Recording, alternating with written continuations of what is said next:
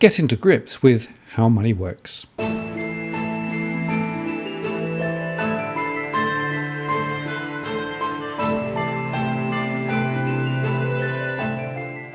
It's Martin North, John Adams, in the interest of the people. Well, this is a slightly unusual episode, insofar that last year John Adams and I made a programme relating specifically to how money works and where the value of money comes from.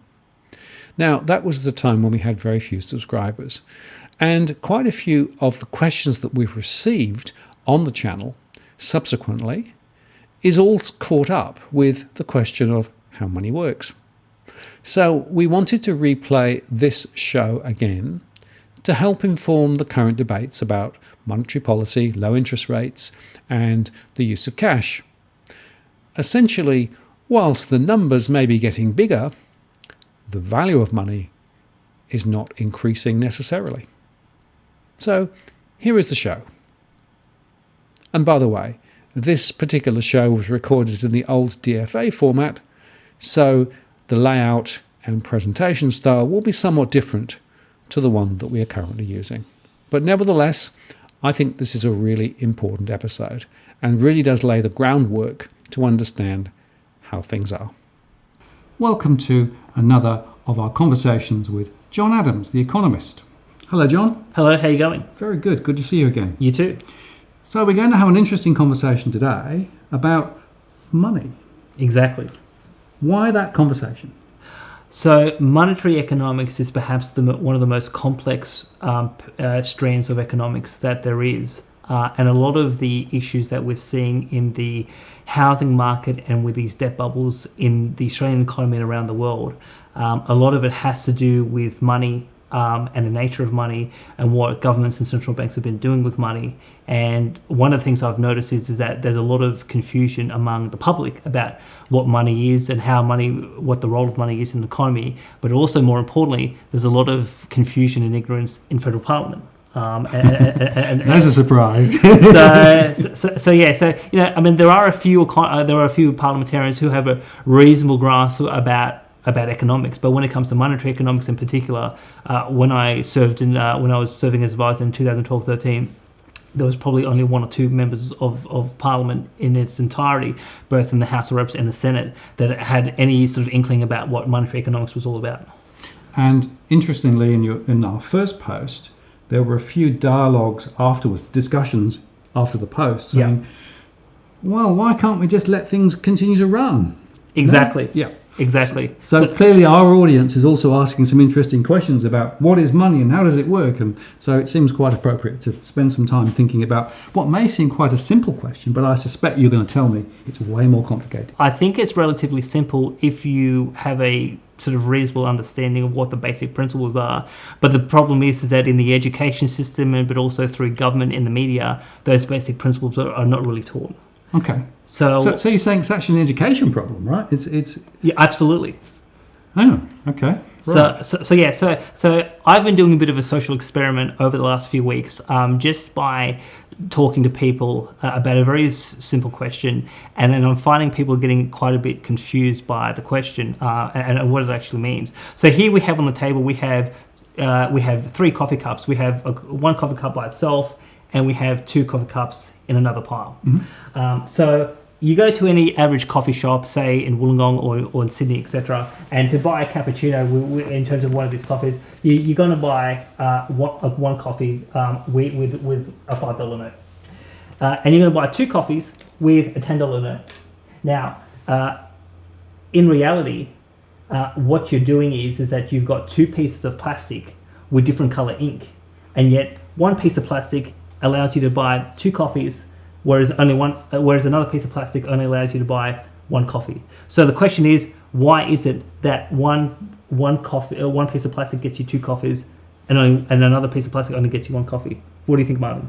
Well, that must be because we know somehow intrinsically that when it says 10 is twice as much as 5, so therefore I should be able to get twice as much stuff.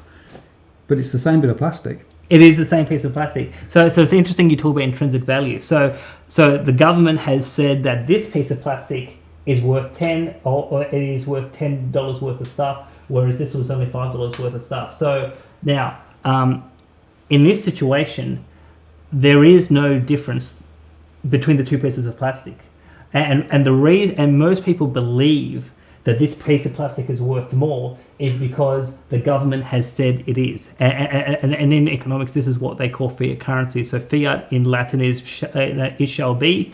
So you basically have you have an example of where the government by decree says that one piece of plastic is worth more than another piece of plastic, and then you have the ability to buy more relative to another. Now, the first example of where you had a fiat currency system where it was based on either paper or plastic was in China in the 11th century.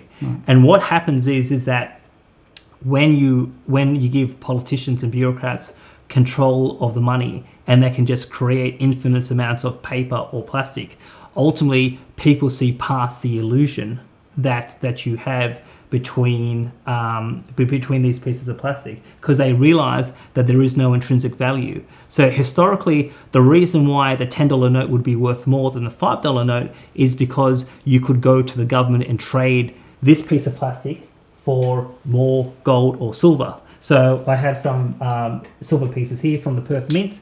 So you basically would get, say, 2 pieces of silver for that piece, and you get 1 piece of silver for that piece. And when that happens, that's what you call, in this case, a silver standard. And the independent silver expert, who's an American, David Morgan, he said in more societies throughout human history, silver has been the standard of money, whereas most people think it's actually gold. But it actually is silver that people have used more of in terms of the past. So the reason why silver or gold, for example, it is able to hold its value is because in and of itself, you can use gold and silver for other things, so it has tangible value, but also because there is a limited amount of how much silver or gold is mined per year. So I think, for example, the increase in gold supply may increase by 1.75% per annum. So that actually limits. So when money is tied to gold or silver, that actually limits to how much additional money in the system you can print. But when it's not connected to gold or silver, then the government can print infinite amounts of money. And then once people realize that, see past the illusion, then they lose confidence in the money. So that means that if I take this $10, right, and go to the Reserve Bank and say, give me something in return for it, yes, right, there is absolutely nothing behind it. No. Right? Which is an interesting thought. And that means also that there's no reason why they couldn't cross that out and put 20 and say, today, this is worth 20. Exactly. So in the 1920s, Australia was on a gold standard. Right. And then the British got off the gold standard in the 1920s, and then we got off it. But then the World Monetary System was on a gold standard after World War II, which was the Bretton Woods system. And then what happened in the late 1960s was that the US government was spending enormous amounts of money with the Vietnam War, and they were running out of gold to settle their debts. So this is where Nixon closed the gold window in 1971. And since 1971, we have had a fiat currency system. Okay. So John, look, I've got these notes in my hand, and if I want to buy a property today, right, I need a pretty big wheelbarrow full of these to be able to actually buy it. I guess if I bought the same property 10 years ago, I would need a smaller wheelbarrow, because effectively back then the value of things was lower. That's right. But I'm really not totally clear on what really has happened, because effectively there's no reality behind this. There's no gold or anything. So the numbers just got bigger. Yes. So the numbers got bigger because over the last decade, the government and the banking system have created more physical and digital pieces of plastic that has expanded the money supply. And then obviously with more of those in circulation, those become worth less. And obviously property prices go higher because the house, relative to an increase in pieces of plastic, the house is worth more because there's more pieces of plastic in circulation. So that's why you see house prices going up. when you have an increase in the money supply. And this is going back to, I think, our first conversation when we talked about, well, what is inflation? And inflation is when you create more pieces of paper, more pieces of plastic, and it's actually the growth of money, not the increase in prices. The consequence of creating more pieces of plastic is that the plastic is worth less, people see past dilution, and then prices go up. So that means that savings that I have today compared with 10 years ago are actually worth less. The number might be bigger, Yes. but in terms of what I can do with it, it's smaller. Exactly. So that's what economists call the when you lose purchasing power. Right. So when you think about money, what is the purpose of money? It is to transact, to buy a good or service, and the value of money is what can you get for in terms of that thing. So in terms of the money. So when you think about Zimbabwe, they had $1 trillion note. There was poor people in Zimbabwe who were billionaires, but that Zimbabwean dollar, it didn't actually translate for them to actually buy real goods and services that they need to actually have a good standard of living. Right. So the definition of money is partly as a medium of exchange. Right? Yes. That's a fundamental part of it. But if the value effectively is being devalued simply because more of it's being created, then effectively it's all just illusory. Precisely. And what we've seen for the last 1,000 years is that when you have a paper or plastic currency that's not backed by anything tangible, the politicians will always print too much of it. It diminishes its value. Inflation goes up. People lose confidence in that money, and then the money goes back to its intrinsic. The pieces of plastic go back to intrinsic value, which is basically zero. So, for example, in Germany, with what happened with the German mark was when you had hyperinflation running at 322% per month. Ultimately, people lost confidence in the pieces of plastic called the mark, and then they had to come up with a new currency called the Rentenmark, which was gold-backed. Or in the case of Zimbabwe, when people lost confidence in the Zimbabwean dollar, they just substituted the Zimbabwean dollar and they started using US dollars.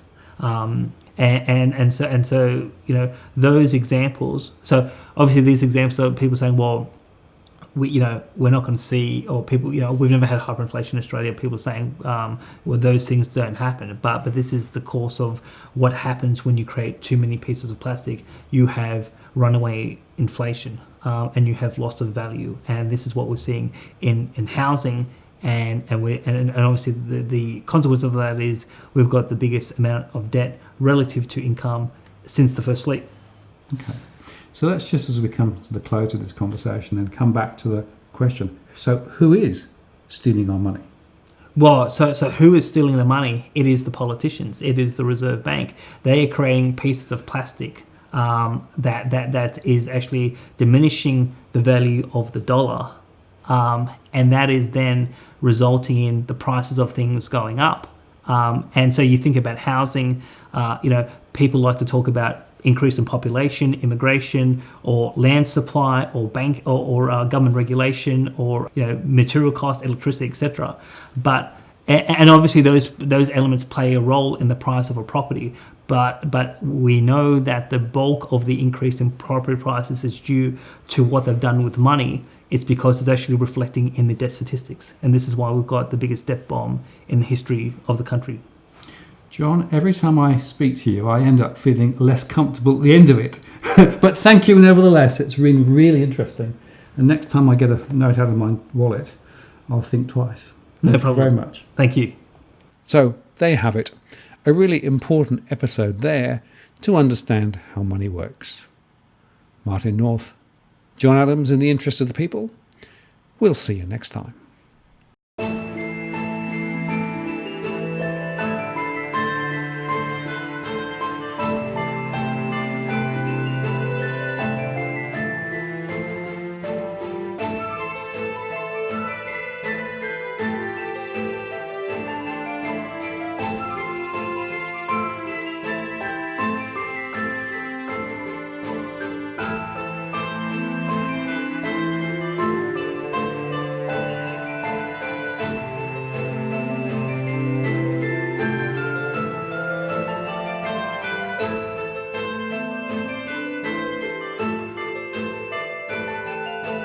Bye.